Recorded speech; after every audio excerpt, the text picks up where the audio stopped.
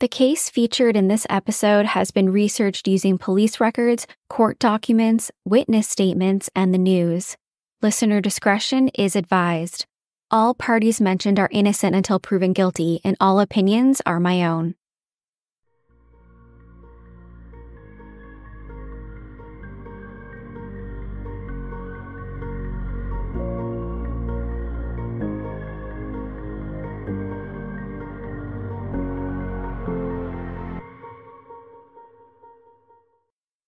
Hey everyone, my name is Nikki Young, and this is Serial Napper, the true crime podcast for naps.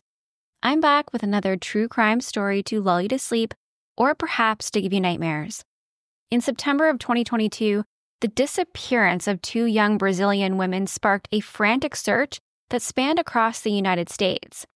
Their families, along with the FBI, were desperate for answers. The only lead they had?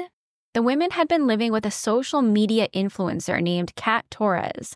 At Kat's instruction, they would post videos saying that they were fine and just wanted to be left alone. But there was so much more to the story that they weren't saying on camera. A story involving witchcraft, slavery, and sex. Now, Torres has been sentenced to 8 years in prison for human trafficking and enslavement. But she claims that she's innocent of all charges. So, how did a former model, once seen partying with Leonardo DiCaprio and gracing the covers of international magazines, go from glamour and fame to exploiting her followers in the most horrific way imaginable? You won't believe how it all unfolded. So, dim the lights, put your phone down, and listen as I uncover the chilling truth behind Torres' descent into manipulation and trafficking. One that left a trail of broken lives and shattered trust. So, let's jump right in. Torres grew up in the city of Belém, Brazil. She was born on October 24th, 1992, in a very impoverished family with an alcoholic father who was both physically and emotionally abusive to her, her mother, and her sister. When she was a young child, a psychic told her that she had special powers.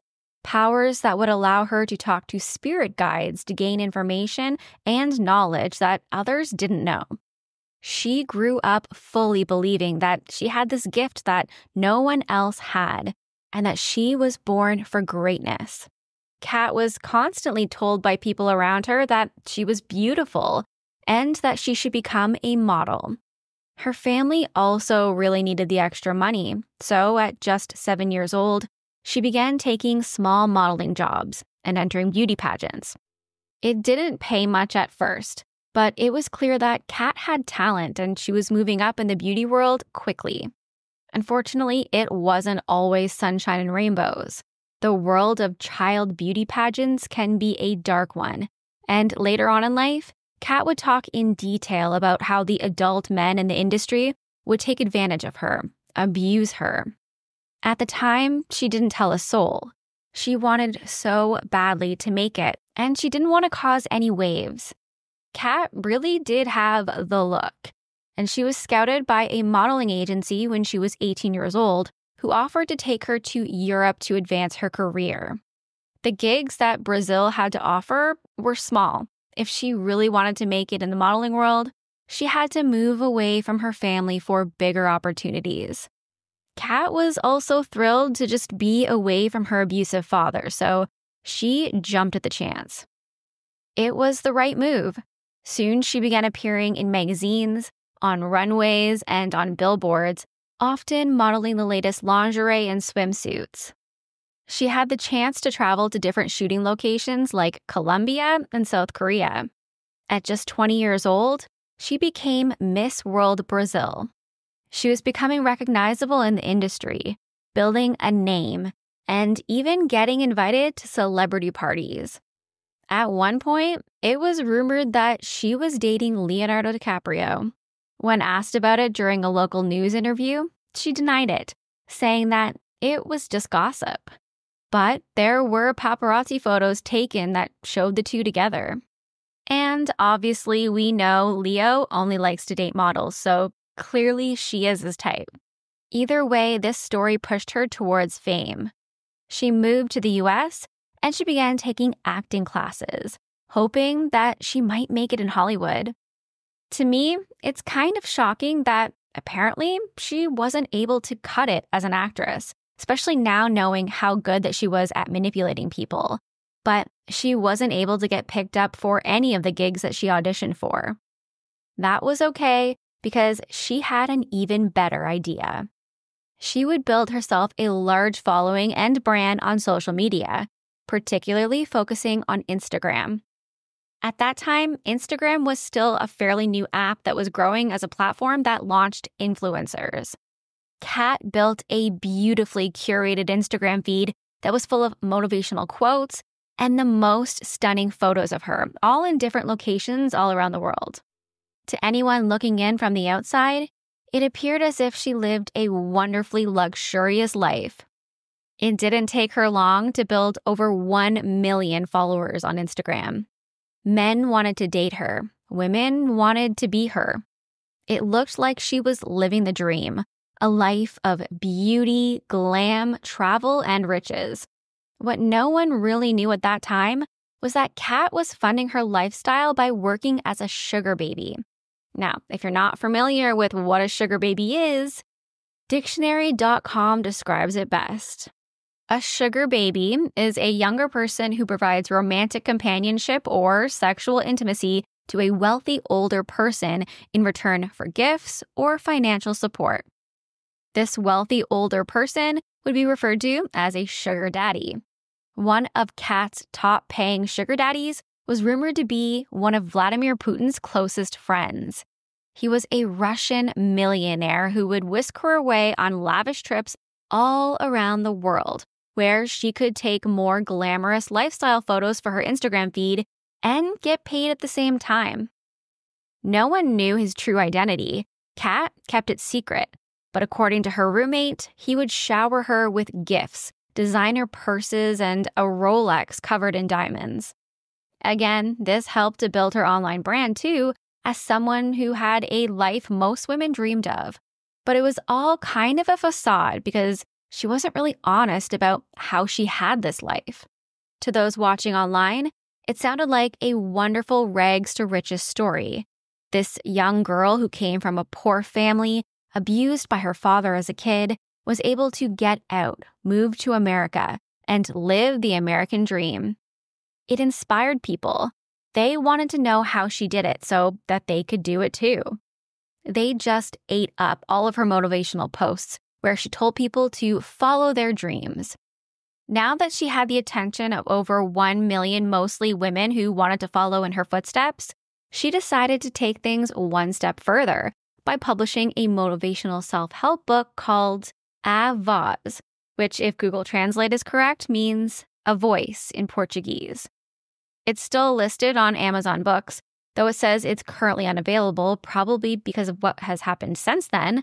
And when translated, the description says, quote, "Have you ever caught yourself thinking about facts in your daily life that seem like signs to choose or not to choose certain attitudes?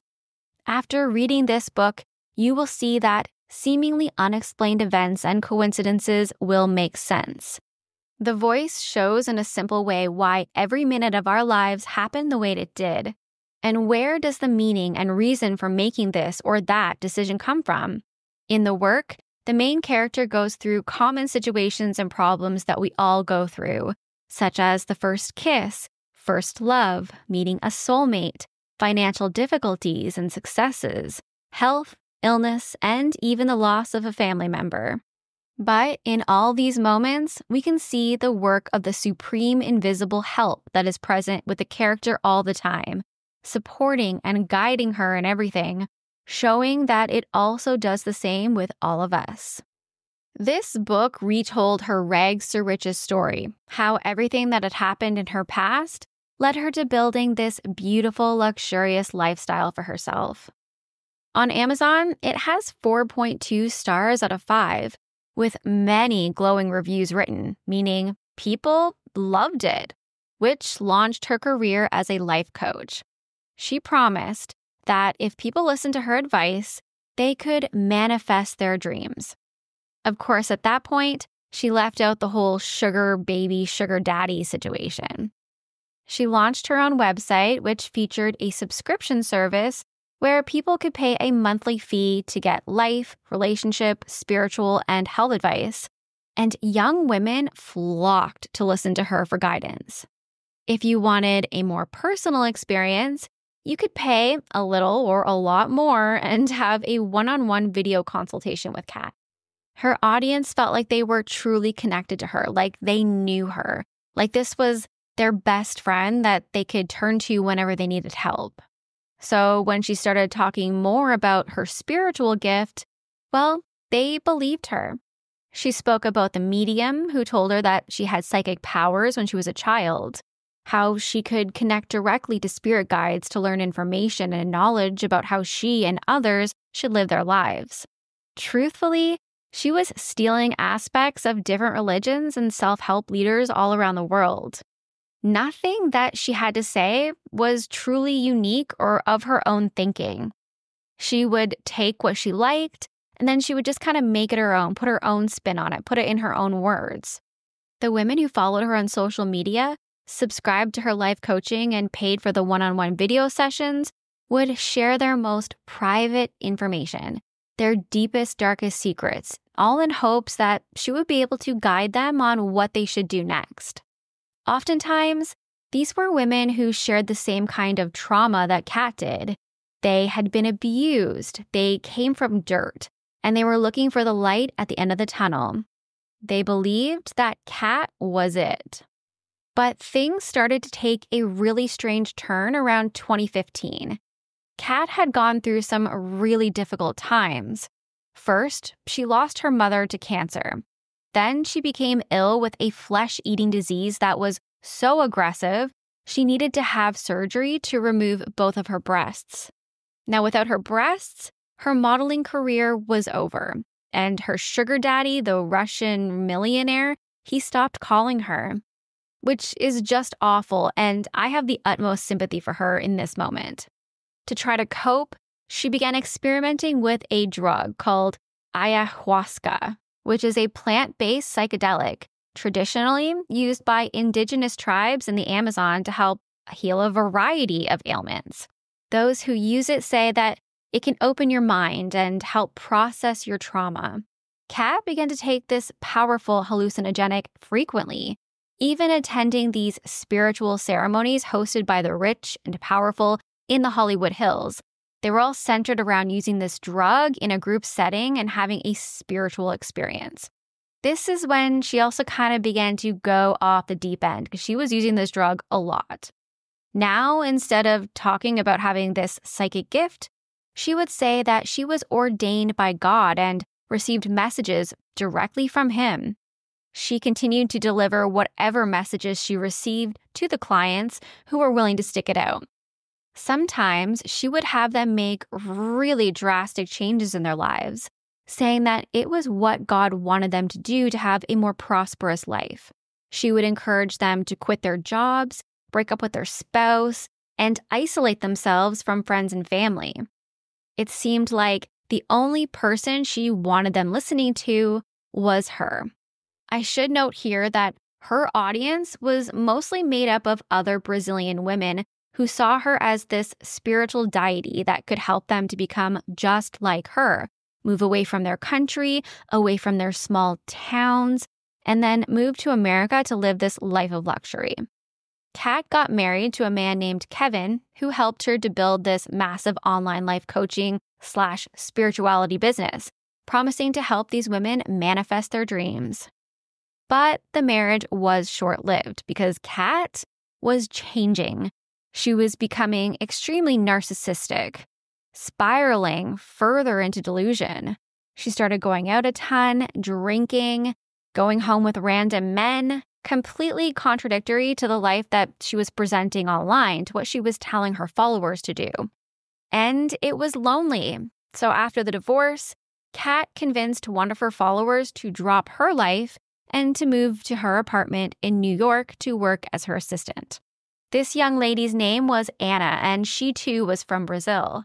She had been studying nutrition at a university in Boston, but she said yes. She just planned to move her studies online. Her responsibilities were to include cooking, cleaning, and taking care of Kat's pets. In turn, Kat promised to pay her $2,000 a month. Anna saw this as a great opportunity to learn from her idol in the flesh, while also living with her and getting paid. But once she arrived, she quickly learned that not everything was as great as this dream she had been sold. First of all, the perfectly put-together Kat had this disaster of an apartment. It was dirty, messy, disorganized chaos that smelled terrible. Not at all what Kat had presented on Instagram. Kat did not, in fact, live a put-together life. Actually, she couldn't do very basic things like take a shower by herself. She would force Anna to stand outside of the shower and talk to her until she was all done. She never wanted to be left alone. While Kat had asked for an assistant, what she really wanted was a slave. Anna had to take care of everything. She wasn't allowed to sleep unless Kat was preoccupied with something else or someone else, like going out on a date. And Kat wasn't paying Anna the $2,000 a month that she had promised. When Anna would inquire about being paid, wondering, where her money was, Kat would become aggressive, threatening her. It would take Anna 3 months to find the courage to stand up to her idol and get away from her. Even once Anna was physically gone from Kat's New York apartment, Kat would continue to harass Anna online for another full year. And Kat continued to spiral. The police of California will be called if Zachary Mencken tried to hurt me. The police of California will follow the orders of Mother Mary. By all means, by all means, by all means. I'm the queen of the universe. I'm Madalena. Mother Mary, Mary, send me, he, to protect her son. This time, you're not going to kill him. He's the Messiah. I'm the Messiah. He's the king. We're gonna rule the world. But you're gonna be listening to me, him, like he is God himself. Like he's God himself. Do you all heard me? Do you all heard the message? You dummies, do not touch that man. He has a cross in his arm. It's written, Nathan Mencken, Marlene Mencken, Ada Mencken. At the beginning of the year, she would leave New York and move to Austin, Texas with her new husband, a 21-year-old named Zach, who she had met when she was visiting California for one of her psychedelic-fueled ceremonies. They moved into a massive 5-bedroom home that they couldn't afford. And this is where Kat began to grow her own cult, which she called the Witch Clan. She manipulated her most dedicated, loyal followers by claiming to be depressed, lonely, and suicidal. She begged them to come live and work for her in Austin. In turn, she would teach them everything she knew, guide them spiritually, allowing them to achieve their dreams and live the life that they had always wanted. Her alleged life. 3 women were convinced. A Brazilian woman named Desiree Freitas, who was living in Germany, and 2 other Brazilian women, one named Leticia Maya and another one unnamed in order to protect her identity.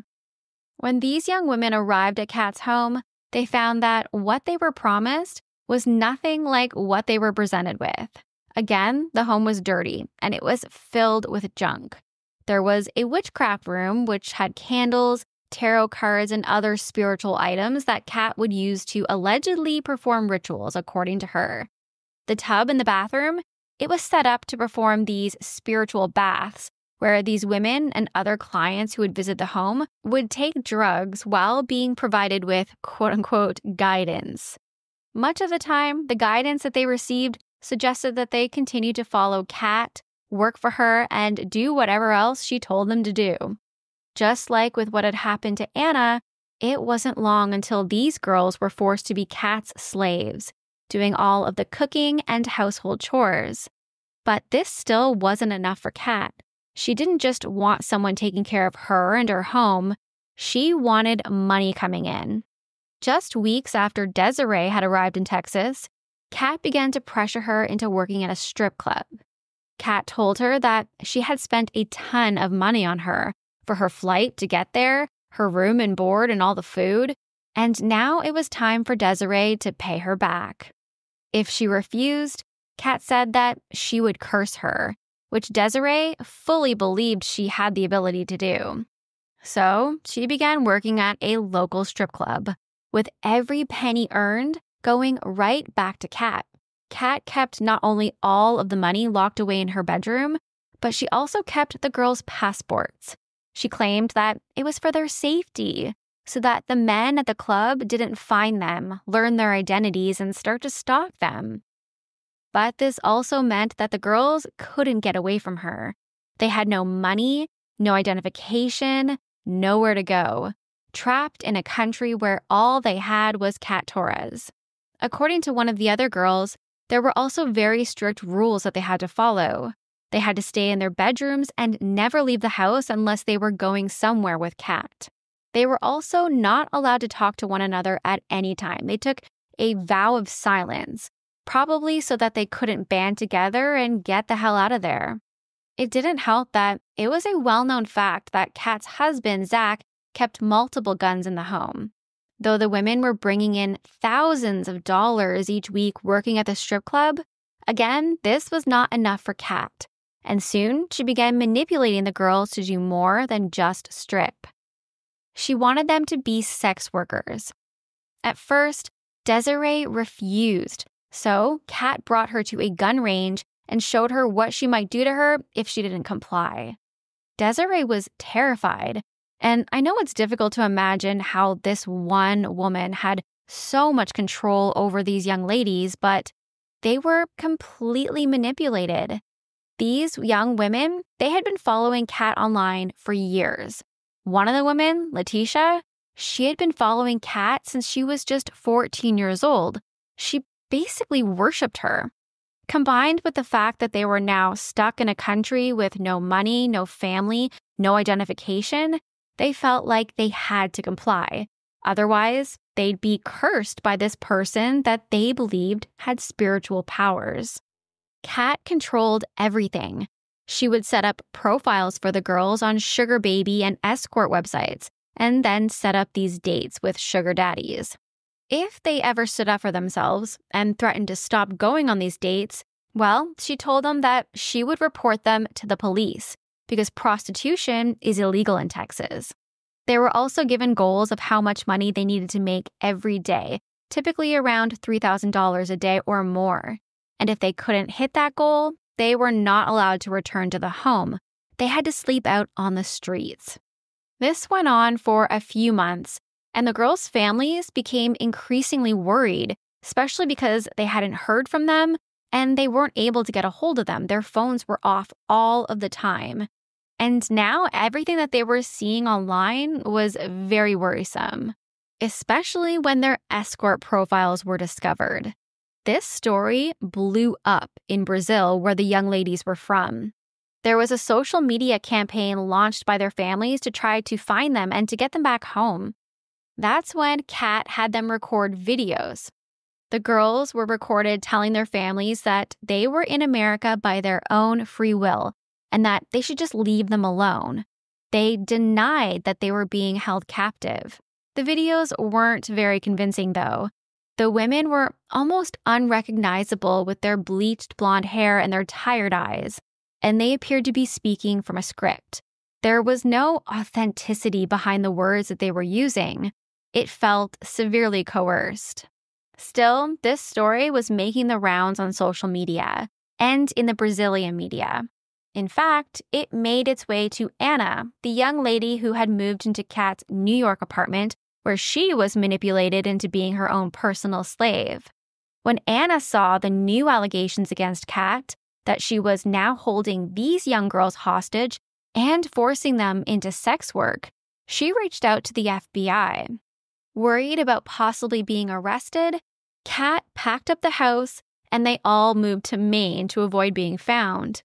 But shortly after making this move, Kat was apprehended by police. And Desiree and Letitia, who were still with her, they were questioned away from Kat, where they could finally tell the truth. The other unnamed young lady, she was lucky enough to make it out of Kat's home and had moved in with her boyfriend before she was forced into sex work. Finally free from Kat's watchful eye, Desiree and Letitia told them everything. How they were forced to strip and then forced into prostitution. How Kat had kept their passports and all of their money. How they were made to lie to their families, saying that they were not being held against their will, but they were. In November of 2022, Kat Torres was deported back to Brazil, where she was arrested on trafficking and slavery charges. Thankfully, Desiree and Letitia were also sent back home to Brazil, where they were safely returned to the care of their families. Kat would give an interview with the BBC from prison just this past April, and she fully denied all allegations against her. She would say, quote, "When I was seeing the people testifying, they were saying so many lies that at one point, I couldn't stop laughing. People are saying I am a fake guru, but at the same time, they are also saying that she is a danger to society because she can change people's mind with her words."